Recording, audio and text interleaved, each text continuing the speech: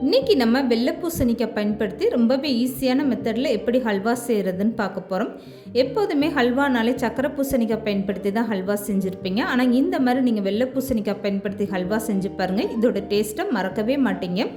Hello friends, welcome to சமே delayed.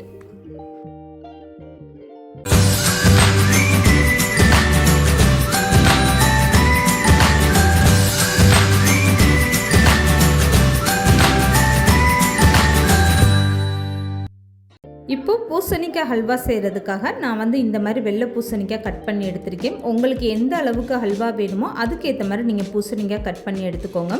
இப்போ இந்த பூசணிக்காயில் உள்ளே இருக்கக்கூடிய விதையை நீக்கிட்டு மேலே இருக்கக்கூடிய தோலை நீக்கி இந்த மாதிரி நீங்கள் நல்லா கழுவி எடுத்து வச்சுக்கோங்க. இப்போ இந்த பூசணிக்காவை நல்லா துருவி எடுத்துக்கோங்க. இந்த மாதிரி பீட்ரூட் துருவலில் பெரிய துருவலாக பார்த்துட்டு அதில் நல்லா துருவி எடுத்துக்கோங்க. இந்த பூசணிக்காய் ஹல்வா நீங்கள் சின்ன துருவலில் துருவி ஹல்வா செஞ்சீங்கன்னா அது ரொம்ப குழஞ்சி போன மாதிரி ஆயிரும். அது அவ்வளோ நல்லா இருக்காது. அதனால இந்த மாதிரி பெரிய துருவலில் நீங்கள் பூசணிக்காய் துருவி எடுத்துக்கோங்க. அந்த ஹல்வா பார்க்குறதுக்கும் சாப்பிட்றதுக்கும் ரொம்பவே சூப்பராக இருக்கும். இப்போ பூசணிக்காய் எல்லாமே துருவி எடுத்து வச்சாச்சு. இதுக்கப்புறமா வேறு ஒரு அகலமான பாத்திரத்தில் 2 ஸ்பூன் அளவுக்கு நெய் சேர்த்துக்கோங்க. இந்த நெய் நல்லா சூடானதுமே கொஞ்சமாக முந்திரி பருப்பு, உலர்ந்த திராட்சை சேர்த்துக்கோங்க. இதில் தேவைன்னா நீங்கள் பாதாம் பருப்பு கூட சேர்த்து நெய்யில் வறுத்து எடுத்துக்கோங்க. இப்போ இது எல்லாமே சேர்ந்து நல்லா பொன்னிறமாக வர வரைக்கும் இந்த மாதிரி நெய்யில் வறுத்து எடுத்து வச்சுக்கோங்க. இதுக்கப்புறமா ஹல்வா எப்படி செய்கிறதுன்னு பார்க்கலாம். இப்போ முந்திரி திராட்சை ரெண்டுமே சேர்ந்து நல்லா செவந்து வர ஆரம்பிச்சிருச்சு. இதை அப்படியே வேறு ஒரு தட்டில் மாற்றி எடுத்து வச்சுக்கோங்க. இப்போது ஸ்டவ்வை கம்ப்ளீட்டாக குறைச்சி வச்சுட்டு எடுத்து வச்சுருக்க முந்திரி திராட்சை அப்படியே ஒரு ஓரமாக எடுத்து வச்சுருங்க. இதை லாஸ்ட்டாக தான் நீங்கள் ஹல்வாவில் சேர்க்கணும். இப்போ அதே நெய்யில் துருவி வச்சுருக்க வெள்ளை பூசணிக்காவை அப்படியே சேர்த்துக்கோங்க. துருவும் போதே இந்த பூசணிக்காயில் உங்களுக்கு அதிகமாக தண்ணி விட்டு வர ஆரம்பிக்கும். இந்த தண்ணியை ஒதுக்கிடாமல் அந்த தண்ணியோடய சேர்த்துட்டு இந்த பூசணிக்காவை நல்லா வதக்கி விடுங்க. நெய்யிலே கொஞ்சம் நேரம் வதக்கும் போது இந்த பூசணிக்காவோட பச்சை வாசனை போயிடும். அது வரைக்குமே ஒரு 5 நிமிஷத்துக்கு நல்லா வதக்கி விட்டுருங்க. இப்போ ஸ்டவ்வை மீடியமாக வச்சுட்டு இந்த மாதிரி கலந்து கொடுத்துட்டே இருங்க. இந்த பூசணிக்காய் நல்லா அந்த பச்சை வாசனை போனால் தான் உங்களுக்கு ஹல்வா நல்ல ஒரு டேஸ்ட்டு கொடுக்கும்.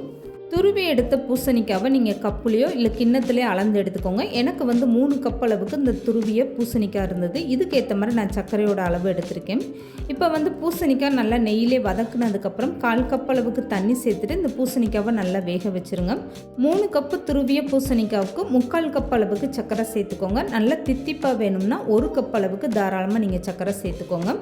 இப்போ நான் 3/4 கப் அளவுக்கு சர்க்கரை எடுத்திருக்கேன். இப்போ பூசணிக்காயில் சேர்த்த தண்ணி ஓரளவுக்கு நல்லா வத்துனதுக்கு அப்புறமா அளந்து வச்சுருக்க சர்க்கரை அப்படியே சேர்த்துக்கோங்க.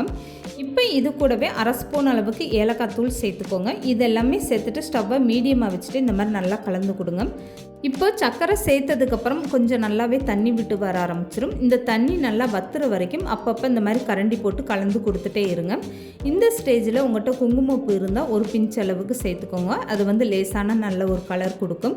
அப்படி குங்குமப்பூ இல்லைன்னா இந்த மாதிரி கேசரி கலர் பொடி கொஞ்சமாக சேர்த்துக்கோங்க. லைட்டாக ஒரு பிஞ்சுலேயும் கொஞ்சம் கம்மியாகவே நீங்கள் சேர்த்துக்கோங்க. அப்போ தான் இது லேசாக ஒரு கலர் கொடுக்கும். அந்த அல்வா பார்க்குறதுக்கு ரொம்ப அழகாக இருக்கும். உங்களுக்கு கலர் பொடி எதுவுமே சேர்க்க விருப்பம் இல்லைன்னா இந்த ஹல்வாவை நீங்கள் அப்படியே செய்யலாம். இப்போ இருக்க தண்ணியெல்லாம் நல்லா வற்றி வர ஆரம்பிச்சிருச்சு. இந்த ஸ்டேஜில் ஒரு 5லேருந்து 6 ஸ்பூன் அளவுக்கு நெய் சேர்த்துக்கோங்க. இந்த நெய் சேர்த்துட்டு நல்லா கலந்து கொடுங்க. பாத்திரத்தில் ஒட்டாத அளவுக்கு இந்த ஹல்வா நல்லா திரண்டு வரணும். அது வரைக்குமே நல்லா கைவிடாமல் அப்பப்போ இந்த மாதிரி கலந்து கொடுத்துட்டே இருங்க.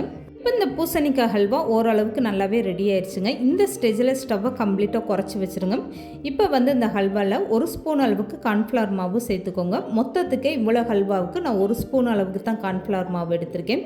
இதை கொஞ்சமாக தண்ணி சேர்த்து நல்லா கரைச்சிட்டு இந்த ஸ்டேஜில் நீங்கள் ஹல்வாவில் அப்படியே சேர்த்துக்கோங்க. இது ஒரு நல்ல திக்னஸ் கொடுக்கும், நல்ல ஒரு டேஸ்ட்டும் கொடுக்கும். இப்போ நல்ல ஒரு டைம் கலந்து கொடுத்துருங்க. கார்ன்ஃப்ளவர் மாவு நீங்கள் எடுத்ததுமே சேர்க்காமல் இந்த மாதிரி கடைசி நேரத்தில் சேர்த்துட்டு நல்லா இந்த மாதிரி ஹல்வாவை கலந்து கொடுங்க. இப்போ கார்ன்ஃப்ளவர் மாவு சேர்த்து நல்லா கலந்து கொடுத்ததுமே இந்த ஹல்வா நல்லா திக்காக ஆரம்பிச்சிருச்சு. இந்த ஸ்டேஜில் ஸ்டவ்வை கம்ப்ளீட்டாக குறைச்சிட்டு இதில் கூடுதலாக 2 ஸ்பூன் அளவுக்கு நெய் சேர்த்துக்கோங்க.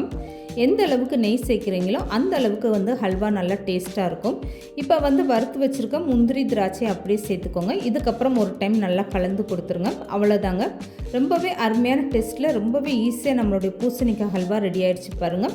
இதுக்கப்புறமா நீங்கள் ஸ்டவ்வை ஆஃப் பண்ணிவிட்டு அப்படியே எடுத்து வச்சுருங்க. இந்த ஹல்வா 1 வாரத்துலேருந்து 10 நாள் ஆனாலும் கெட்டு போகாதுங்க.